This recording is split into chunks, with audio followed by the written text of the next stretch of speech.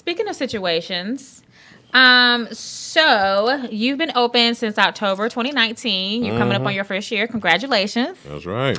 And since then, you know, the country Mm. has faced COVID-19, Oh, COVID. following protest and a little rioting here and there. Correct.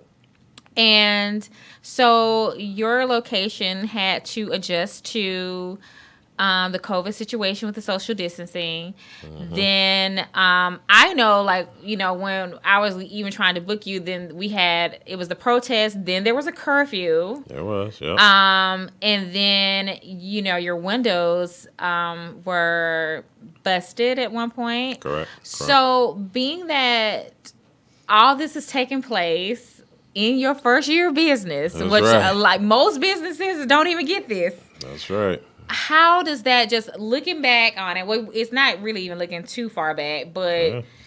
we're still kind of in the middle of, social distancing and slowly, opening back up. How do you process this emotionally? So for me, it's business, Mm-hmm. and sometimes business happens. So sometimes your windows get broken out. Sometimes a pipe bursts.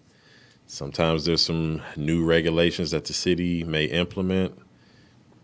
It's just business. It comes with the territory. And so, with doing business, if sudden changes or things kind of rattle you, or this not the world for you, and that's how I looked at it. It's never really just a problem, just haven't figured out the answer. Yeah. you know. And so the situation with the windows, because I knew the bigger picture in regards to the actual riot and how a protest shifts to a riot and the dynamics, like culturally, I couldn't get mad. Like it just an organic response was all right. I mean, it's 3 in the morning. I'm sweeping glass. I'm tired. But I did what business does. You make a phone call, and of course, I'm big on your net worth is your net worth.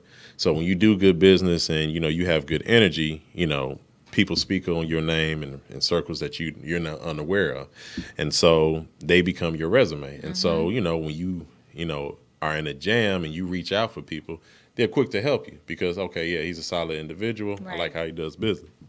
Excuse me. So when it happened, I made a phone call. I called a company in regards to the windows. They came out quick, put the wood up, and I went ahead and pre-ordered the new window on the spot. Now, of course, before they came out there, I took a picture just saying, "Hey, if let's say by any chance they don't make it, or you see broken glass, I'm still open tomorrow. I'm Mm-hmm. still rocking and rolling. So I did the picture and just put it out there just to let the customers know, and eventually, the guy came out, fixed the window, and I went home and went to sleep. And 3 hours later, I woke back up, and the phone was jumping off the dresser. A lot of people, gravitated towards the post, and were appreciative in the manner that I handled the situation, and that was cool because sometimes, your words or your statements go unheard, and so when Mm-hmm. you do something that's just organically, and you're not, just trying to be groundbreaking or anything like that. You're just giving a response, and people genuinely appreciate that. That's a cool feeling. You know what I'm saying? Because it's like, okay, there's people out there that think the way that I do. And so that was the situation, and from there, the community really supported. They came out and showed a lot of love, and so and that felt good. Yeah. So, but to digress back to what I was saying, business happens. You know, sometimes a pandemic hits you. I mean, it is right, Yes. and Yeah. it is what it is, and versus okay, the things that you can't do, you know, look at those gray areas, or what is it that I can do, so with the restaurant, okay, at one point it was no dining in and no dining outside either, even if you had a patio. Okay, cool, but I can still, take orders, and as far as online delivery, that's still effective, right? Okay, Right. cool. So Grubhub was still going, Uber Eats was still going, Easy Cater was still going, and then I did personal delivery free of charge. So you can call in the order, say I wanted to deliver it. We took the payment over the phone, and I got in my car and I drove and I delivered food. So whether it was from Addison to Duncanville, I was dropping off food. I was pulling up and dropping food off to the customers, and that was free of charge. And so Mm-hmm. that's my way of investing back in the customer because you know to a degree they could have ate anywhere, Right. but they still want to support the business. And I get it, in the midst of this pandemic, like I said, a lot of times, people are leery on just ordering out. A lot of people were just, cooking for themselves. But whenever they wanted a break, some people decided to call Burgerim Westend. Okay, well, I appreciate that.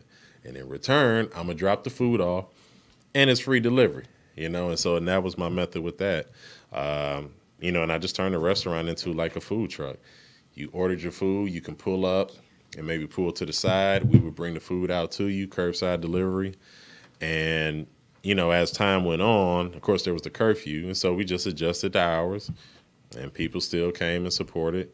Then eventually, Texas allowed you to deliver alcohol. So that was another, positive step. So now I can deliver margaritas, I could deliver beer. I did a campaign with New Vodka, that vodka company, to support my kitchen staff back at the Mm-hmm. house because I had to furlough them. Yeah. So I did a burgers and bottles campaign. $20 got you two small burgers, a fry, and you got a pint of vodka. So came up with creative ways to still engage the customer in the restaurant experience as well as looking out for the staff. And of course, in the same manner, we made sure, safety was practiced, gloves, wear your mask, and, of course, social distancing. Right. If you were getting out the car, just to phone in and say, hey, I got an order, I'm standing outside, And so, even with that, eventually they allowed, okay, you can have, a certain occupancy inside, but from day one, it was always no inside dining for me. And you had to wear a mask. So I was kind of ahead of the game in regards to, what protocols were about to happen because I was already doing them. And so even with my patio, the tables are spaced out, enough to where you're not up under nobody. The patio is wide open. You can sit out there. If you come inside, you have to wear a mask. If you decide to go to the restroom, you have to wear a mask to come in. If you don't have a mask, I have masks for sale. And, of course, we have hand sanitizer for you. We have gloves if they need it, So all while keeping everybody safe and adjusting to the pandemic, we're still able to operate as a restaurant. But to bring it back home, that's business. Yeah.